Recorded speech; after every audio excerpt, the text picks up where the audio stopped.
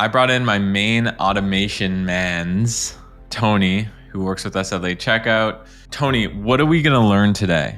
I'm going to tell you the story of the time that I made a voice AI that lowballed every single luxury watch dealer in the US for a Rolex Daytona. That's a $35,000 watch. And it actually kind of worked. Are you the seller with the Rolex Daytona? I'm responding. Which Rolex Daytona? Which Rolex Daytona do you have for sale? Brand new, box and papers. Got it. I love the Italian accent. Yeah, it's good. What's your asking price for the Daytona? $60,000. Boom. First actual offer.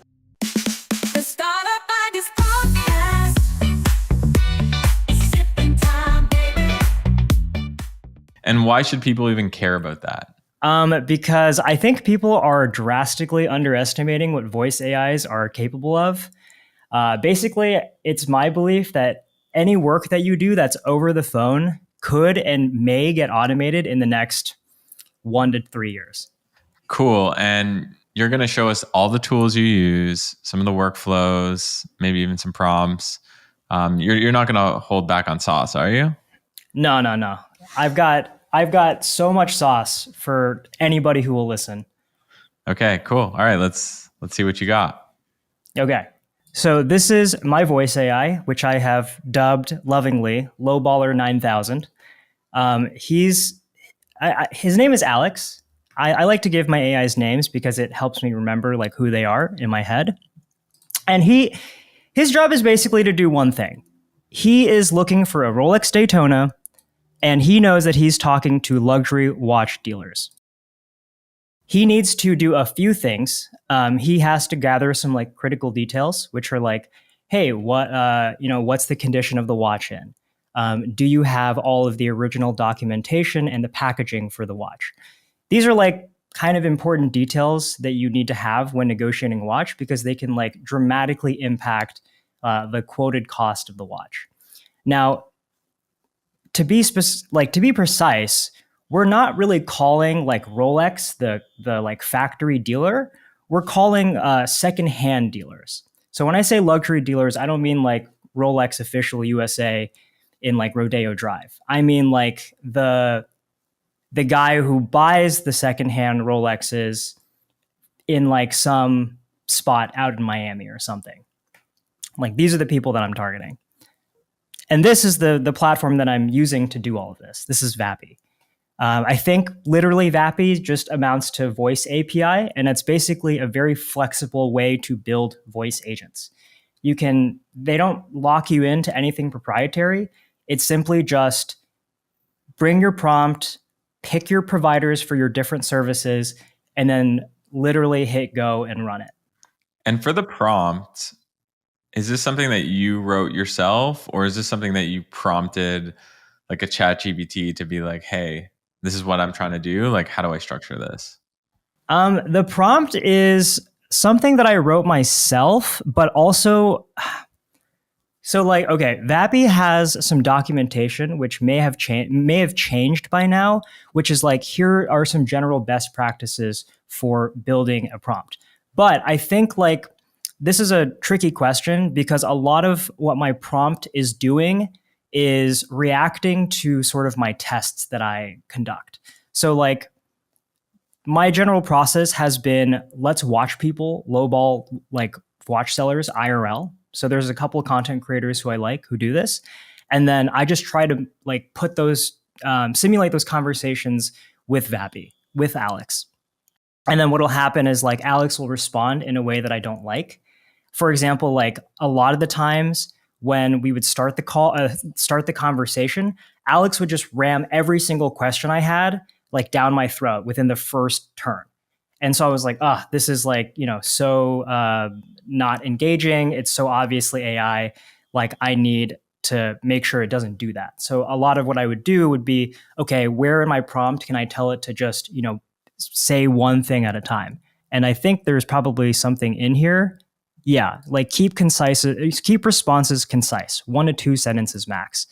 So it would just like, if you think about it, it's like if you're on a boat and your boat has like a bunch of holes and you're slowly sinking, all I'm doing is like going in and patching the holes as I'm finding it. that was sort of my approach with the prompt. But it's a mix of both, to answer your question. Cool. I mean, it also makes sense that you're keeping the sentences super short and clear because you don't want VAPI to mess up. Yeah. Yeah, that's a big deal. Also, in terms of while we're talking about sauce, I don't know where it is in here, but just something general that I learned is that most conversations happen at like a 6th grade English level. I think this is just true across, I don't know, every single interaction you can possibly, or most human interactions over a phone. So I remember when I changed the prompt to say like only use like 6th grade English, I got way longer call durations. I don't have like super precise metrics, but I remember talking to it and being like, oh, this sounds so much more human. And from a model perspective, I see you have Gemini 2.0 Flash. Like how should people think about which model they should use? The model is really dependent. So I feel like a lot of the model game now is very like flavor of the month. In my video, I actually ended up using DeepSeek before DeepSeek had its whole big hype cycle, which was good and bad. I saved money for the calls that I was able to place, but because we went through that whole hype cycle, my bot just crashed. It just wasn't making any calls, or like people would call in and they would say things to my bot, and then my bot would just not respond. Hey, I'm calling about a watch. Do you have a second? Yeah. Yes, hello? Hello? Thank you for calling Roman Jewelers. How may I help you? Jules and Time, this is Ed speaking. Hello, Jules and Time. Hello? Yes, how can I help you? Prestige Time Stall speaking, can I help you? Hello? Good afternoon, Baker Time. This is Alex speaking. How can we help you today? Quick break in the pod to tell you a little bit about Startup Empire. So Startup Empire is my private membership where it's a bunch of people like me, like you, who want to build out their startup ideas. Now they're looking for content to help accelerate that. They're looking for potential co-founders. They're looking for tutorials from people like me to come in and tell them, how do you do email marketing? How do you build an audience? How do you go viral on Twitter? All these different things. That's exactly what Startup Empire is. And it's for people who want to start a startup but are looking for ideas, or it's for people who have a startup but just they're not seeing the traction that they need. So you can check out the link to startupempire.co in the description. And that was because DeepSeek's API was just so slammed. It just literally did not respond to my request. So pick one that's available. And what does temperature mean? I see it says temperature 1. Yeah, so temperature is like how creative do you want his responses to be? So like if you want a borderline deterministic system, like a system that you can sort of predict really easily, you would put the temperature closer to 0. Okay. But then what ends up happening is like if someone asks a question that isn't like very common, it won't know how to respond, and it'll just pick like a response that isn't appropriate at all. Okay, and so this is the system prompt. This is where you configure which model you use. Where do you pick which voice you use? Because I know you use like some sopranos voice. So right here under voice, you have the voice configuration, and I think in this scenario I'm using Cartesia, although you have all of the super popular ones here, but Cartesia and New York Man is what they're calling him. Shots definitely, fired. Yeah. Definitely not a reference to any sort of fictional character that's very popular on a very specific TV show. But Are you the seller with the Rolex Daytona? Responding. Which Rolex Daytona? Which Rolex Daytona do you have for sale? Brand new, box and papers. Got it. I love the Italian accent. Yeah. Right. It should be New Jersey Man, because I think the Sopranos were in New Jersey. Perhaps. These are all alleged allegations. So what else do people need to know about VAPI in terms of like setting it up? And yeah, what else is there to know? Okay, I would say probably the most powerful part of VAPI exists in the tool calls. So tool calling, I don't know if how many of your audience is like familiar, but basically like a voice AI becomes really powerful when it can interact with your existing tools. So like, for example, I need a way to record all of the calls. So I'm going to share a different tab with you instead. So this is my watch list. Essentially, it's a database that has every single call my AI has placed. The reason for this is because I don't want to have to sift through over 800 calls and figure out which calls like actually resulted in something actionable. I want my system to tell me like, here are the calls that we actually like got an offer on. So what I did was I created a tool call that basically says, hey, once a conversation is done, take the entire transcript and tell me whether or not we actually got an offer from them. So did they even engage with our bot? And did we lowball them? And if we did, how much did we lowball them for? And did they accept our lowball?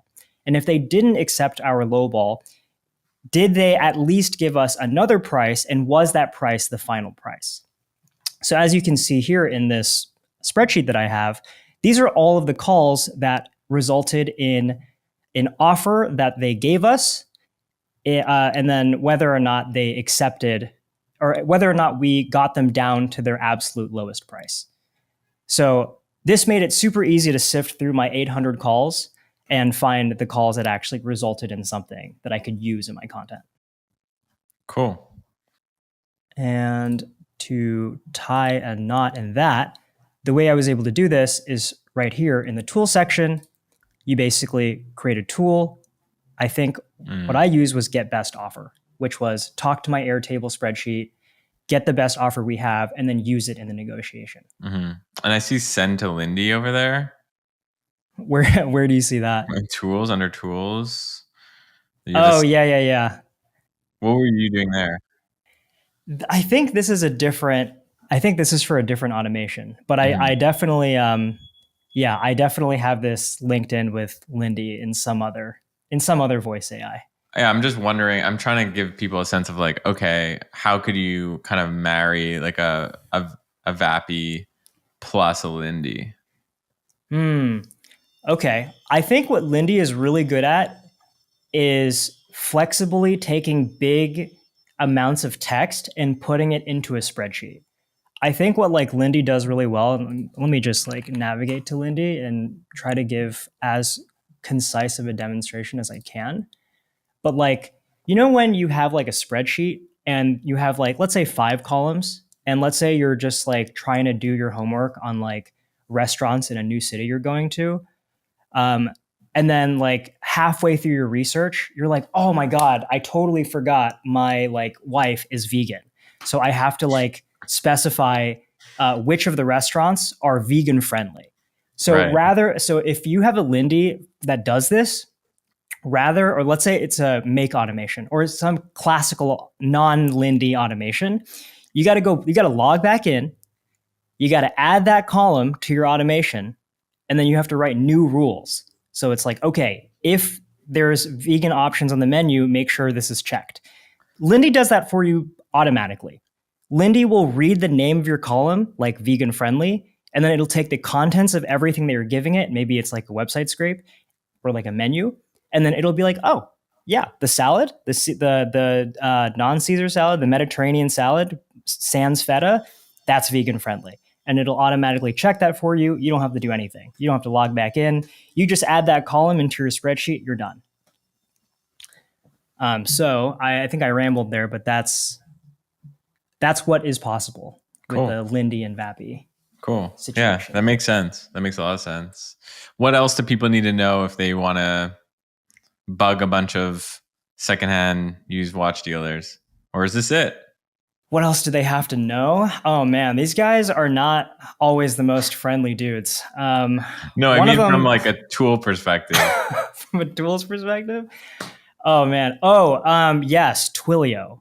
So Okay. I think probably the biggest bottleneck I had, the biggest like hurdle that I had to clear was getting my calls to actually ring the phones.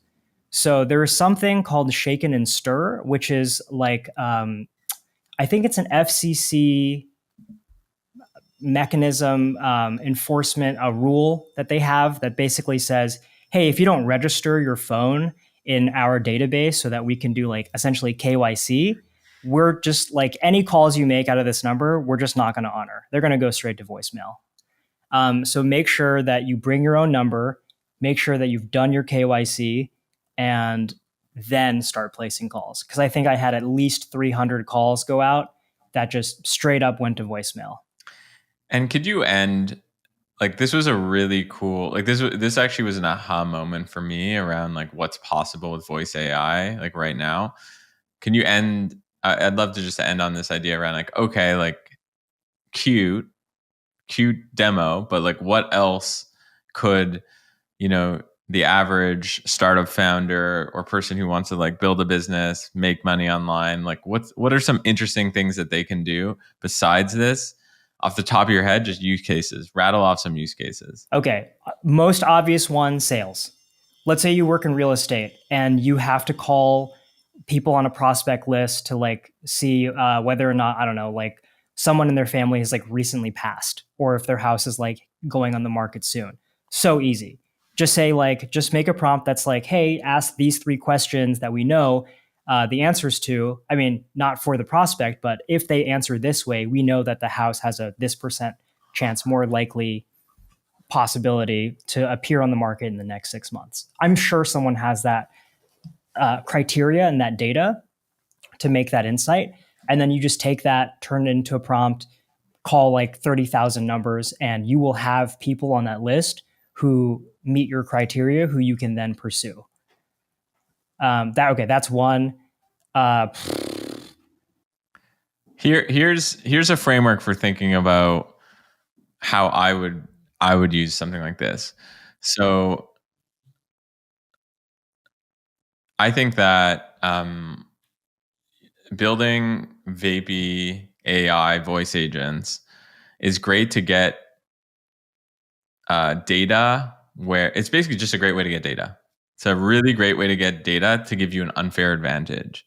So what you did with the secondhand watches was like, you can create an arbitrage business around that, right? Like if you're like, there's literally thousands of dollars of arbitrage that you can be doing. So the question is, what are other businesses? And this is something that you can literally prompt like a chat GPT, but like, what are other businesses where getting data allows you to do some arbitrage? And I just think you can literally go one by one. And if people are interested, maybe I can do another tutorial on like what voice AI agents business ideas are.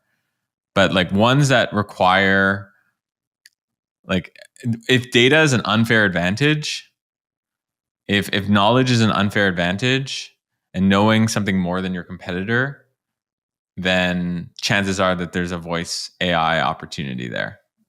Yeah, that's a good way to look at it. No, I don't think you're wrong in that, because I think when you asked me the first time, like, what would you teach people if you had the opportunity?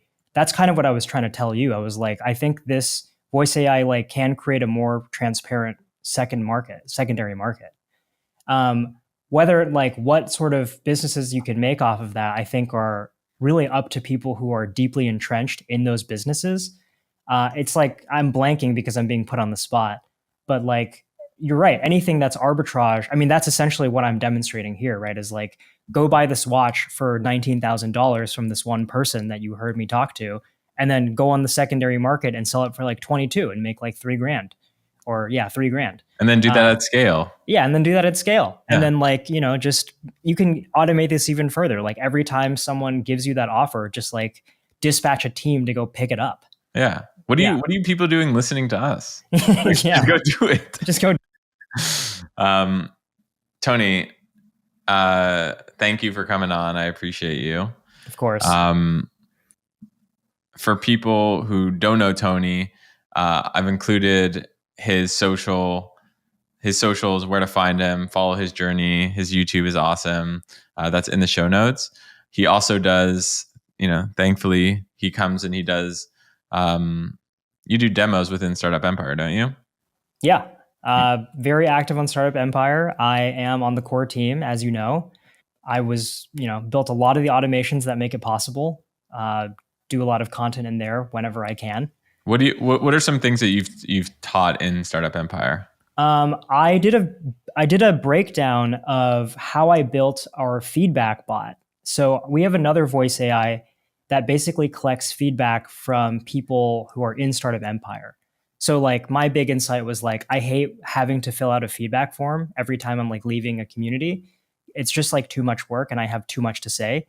But like, it's fine if I want to just brain dump, but like no one will listen to me brain dump. So wait, why don't I just make a voice AI to like listen to someone brain dump, or listen to people who are leaving Startup Empire brain dump, or people who are happy with Startup Empire brain dump.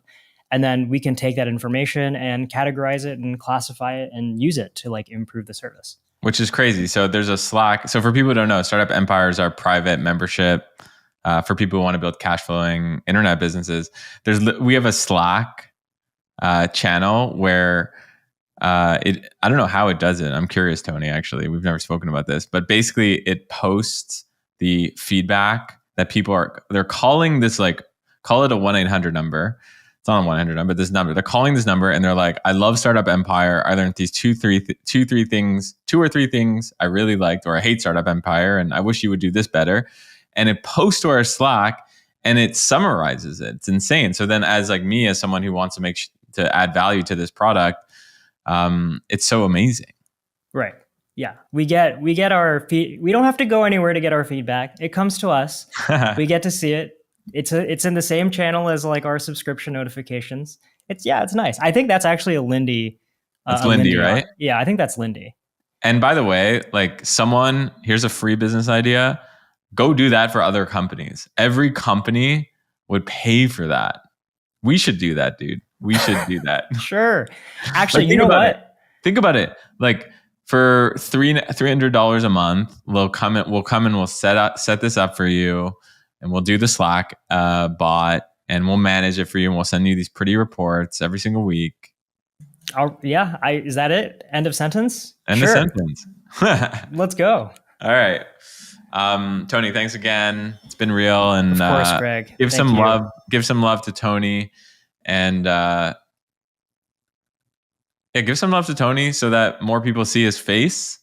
Go watch the YouTube video if you haven't already. Go watch YouTube videos. He has multiple, and actually just one for now, but there will soon be multiple. Multiple, and I'll see you around. All right. Peace. See you later, Greg.